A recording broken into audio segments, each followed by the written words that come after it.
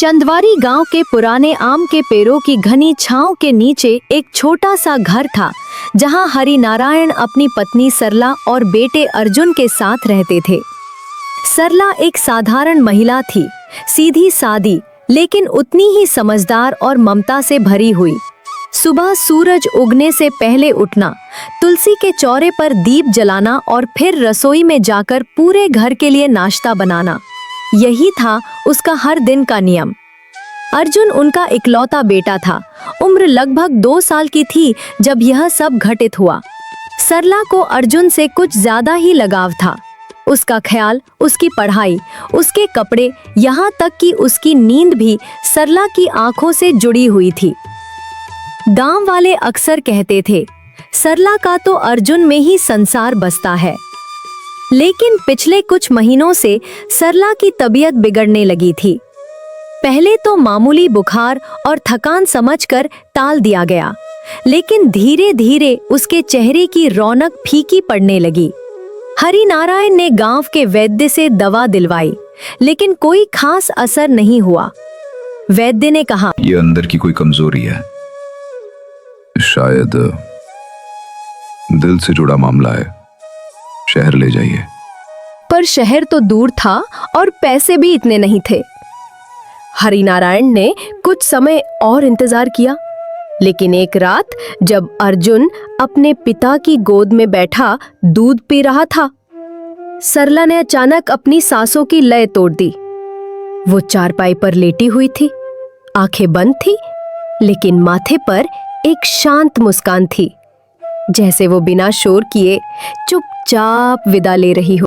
सरला, सरला उठो, अर्जुन रो रहा है। लेकिन सरला अब उस दुनिया में नहीं थी जहां पुकारों का जवाब मिला करता था। गांव में जब सुबह यह खबर फैली तो हर कोई स्तब्ध रह गया। सरला जैसी शांत और सजीव औरत का यूं अचानक चले जाना लोगों के लिए एक झटका था। महिलाएं बिलखते हुए उसके आंगन में जमा हो गई और गांव के बुजुर्ग पुरुषों ने उसकी अंतिम यात्रा की तैयारियां शुरू की। अर्जुन कुछ भी नहीं समझ पा रहा था। उसकी माँ हमेशा उसके सिरहाने रहती थी, लेकिन उस दिन वो चुपचाप चूल्हे के कोने में बैठा अपनी माँ की चारपाई को देख रहा था। आंखों में आंसू नहीं थे, सिर्फ खालीपन था।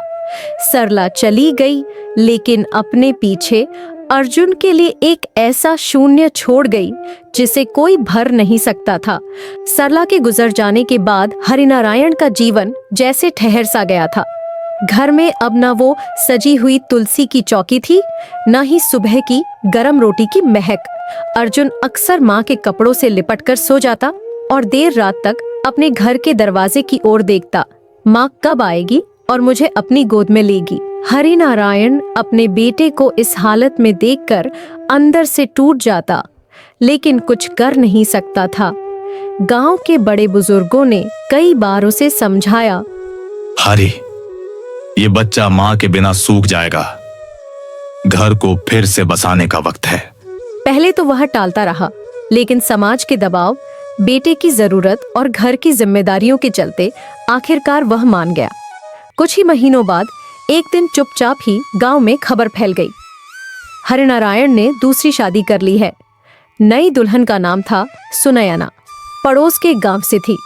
उम्र करीब 25 साल, रूप में साधारण लेकिन व्यवहार में तेज तर्रार और मुखर। शादी सादगी से हुई थी। सरला की यादें अभी भी घर की दीवारों से चिपकी थीं और अर्जुन अब भी माँ को भूल नहीं पाया था। जब सुनयना पहली बार घर आई तो अर्जुन को देखकर मुस्कुराई, पर अर्जुन ने नजरें फेर ली। कुछ ही हफ्तों में सुनैना गर्भवती हुई। 9 महीने बाद एक बेटे का जन्म हुआ। नाम रखा गया अंकुर। घर में अब एक नई आवाज गूंजने लगी थी, रोने की, हंसने की, और धीरे धीरे उस घर की तस्वीर बदलने लगी थी। सुनैना अब अर्जुन की सौतेली माँ बन चुकी थी। वह बाहरी दुनिया के लिए एक जिम्मेदार गृहिणी दिखती, लेकिन अर्जुन के लिए उसकी नजरें धीरे धीरे बदलने लगी थीं। वह उसे टोकने लगी, ज्यादा काम में लगाने लगी और अपने बेटे अंकुर पर सारा ध्यान देने लगी। अर्जुन अब खुद को और भी अकेला महसूस करने लगा। माँ की ममता जो कभी उसके चारों ओर छाया बनकर रहती थी, अब सिर्फ याद बन गई थी और अब एक नई परछाई घर में पनपने लगी थी।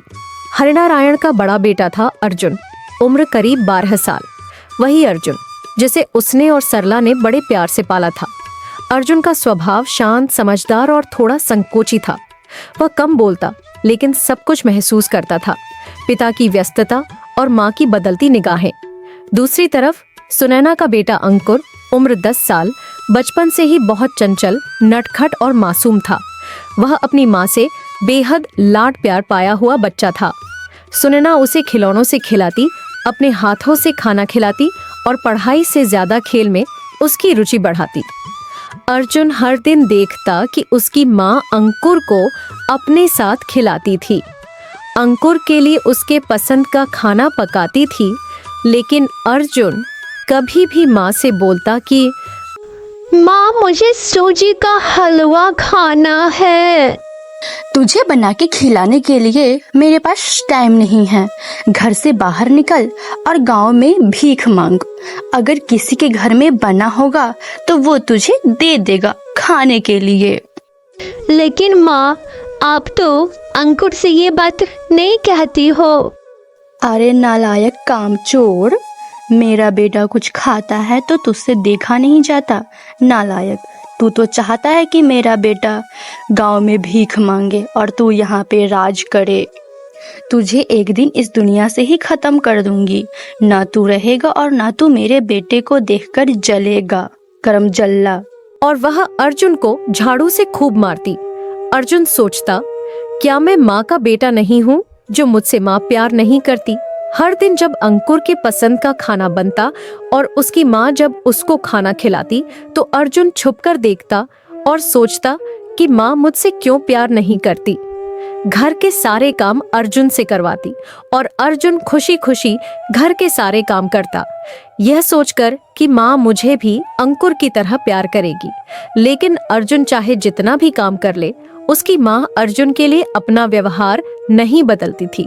हालांकि अंकुर और अर्जुन दोनों के बीच रक्त का रिश्ता नहीं था, लेकिन दिल का रिश्ता बहुत गहरा था। अर्जुन जो खुद ममता की कमी से जूझ रहा था, अंकुर को अपनी परछाई की तरह मानता था।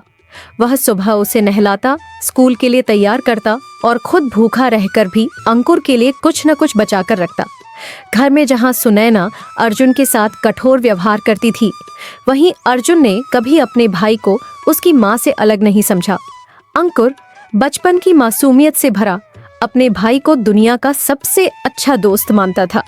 जब कभी माँ अर्जुन को डांटती या बिना खाना दिए सुला देती, तो अंकुर चुपचाप रसोई से रोटी चुरा लाता और अर्जुन के पास ले जाकर कहता, भाई यार जल्दी खा लो, माँ देख लेगी तो मुझे भी डांटेगी। अर्जुन मुस्कराकर उसे गले लगा लेता। उन दोनों का यह भाईचारा रिश्ते के खून से नहीं, दिल से बना था। स्कूल में भी दोनों साथ जाते, खेलते और हर छोटी बड़ी बात आपस में बांटते। एक बार गांव की पाठशाला में मास्टर जी ने पूछा, अर्जुन, अंकुर तुम्हारा कौन है?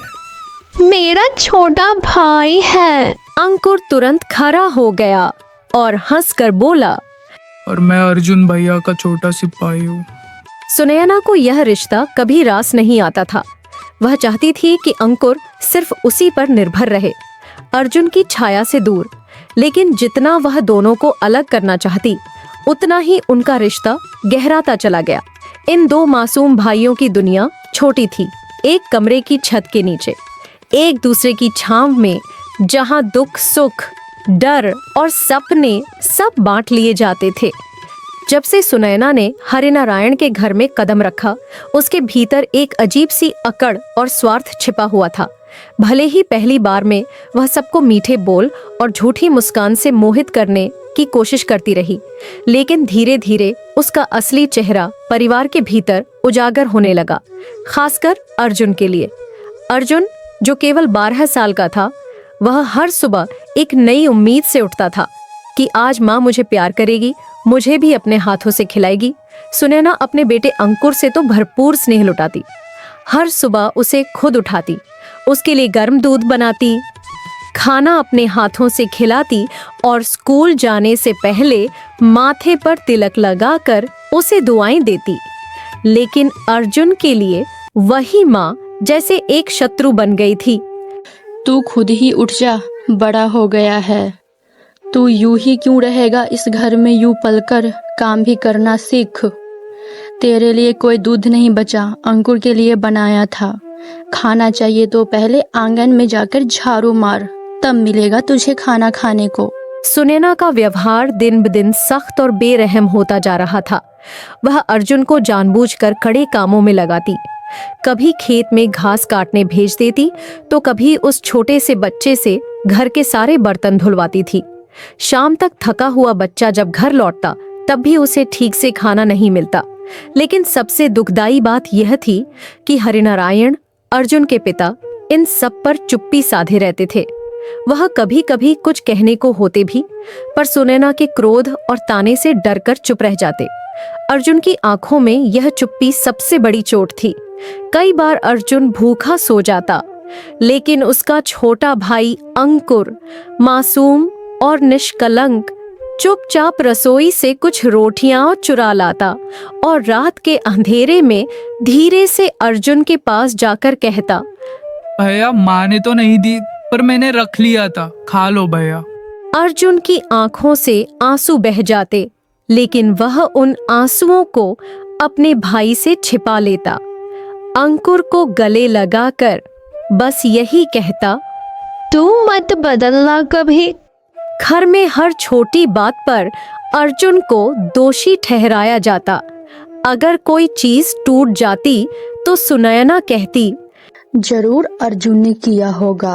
अगर अंकुर को चोट लगती तो तू बड़ा है ना, तू ही कुछ किया होगा। अगर दूध भी गिरता तो नालायक कामचोर, तेरा हाथ ही अपशगुन है। अर्जुन दिन ब दिन भीतर से बुझता जा रहा था। वह अब खुद से सवाल करने लगा था, क्या मैं इस घर का हिस्सा हूँ? क्या मेरा कोई नहीं है? सिर्फ एक चीज थी जो उसे संभालती, उसका छोटा भाई अंकुर। उस मासूम का प्यार ही अर्जुन के टूटे मन की मरहम था। एक दिन की बात है जब अर्जुन के पिता गांव के कुछ बुजुर्गों के सामने बैठकर उनसे सलाह मांग रहे थे। चाचा, मेरे पास कुछ जमीन है, वो मुझे दोनों बेटों के नाम पर करनी है। उसके लिए मुझे क्या करना होगा? जब जमीन को लेकर बातें हो रही थीं, तब सुनैना भी वहीं पर थी। दोनों बेटों के बारे में सुनकर सुनैना का बदलता व्यवहार देखकर हरि प्रसाद ने सोचा, जो मेरे पास कुछ जमीन है उसका 2 हिस्सों में बांटकर अभी ही दोनों के नाम कर देता हूँ। लेकिन जब हरिप्रसाद गांव के लोगों से बंटवारे की बात कर रहे थे और ये सुनैना ने सुना, वह गुस्से से आग बबूला हो गई। उसे हमेशा से यही लगता था कि घर का जो भी सामान है वह सिर्फ अंकुर को दिया जाएगा। लेकिन जब बंटवारे की बात सुनी तो उसके मन में एक ख्याल आने लगा, क्यों ना अर्जुन को ही मार दिया जाए। अगर अर्जुन मर जाएगा तो सारी जमीन अंकुर को मिलेगी। इन बातों को सोचते हुए सुनैना घर जा रही थी। उस रात जब सारा गांव सो रहा था और सुनैना के घर के लोग भी, सुनैना उठी। रात को करीब 1 बजे का समय रहा होगा। वह अर्जुन को अपनी गोद में ली और जंगल के उस पार ले जाकर एक गहरी खाई में फेंक दिया और फिर घर आकर सुकून से सो गई। लेकिन जब सुबह सुनैना उठी तो क्या देखती है, अर्जुन अपने ही जगह पर सोया हुआ है, जैसे वह रोज सोया करता था। उसकी आंखें फटी की फटी रह गई। वह सोच में पड़ गई कि अर्जुन यहाँ कैसे आ गया, जबकि मैं तो अपने हाथों से उसे उस गहरी खाई में फेंक कर आई थी। जंगल के उस पार एक बहुत ही गहरा तालाब था। फिर से एक रात वह अर्जुन को ये बोलकर ले गई, मेरा अच्छा बेटा, मेरे प्यारे बेटे, मैं तुमसे बहुत प्यार करती हूँ। मेरे प्यारे बेटे, अभी मुझे जंगल के उस पार वाले तालाब के किनारे कुछ काम है, मेरे साथ चलोगे ना मेरे प्यारे बेटे? हाँ माँ, मैं चलूँगा। आप बोलिए तो कहाँ चलना है? मेरे प्यारे बेटे, चलो मेरे साथ, मैं कल तुम्हारे लिए तुम्हारी पसंद का खाना बनाऊंगी। सुनैना अर्जुन को अपने साथ उस तालाब के पास लेकर जाती है और जैसे ही अर्जुन को धक्का देने की कोशिश करती है, वह खुद उस तालाब में गिर जाती है। अर्जुन बेहोश होकर नीचे गिर जाता है।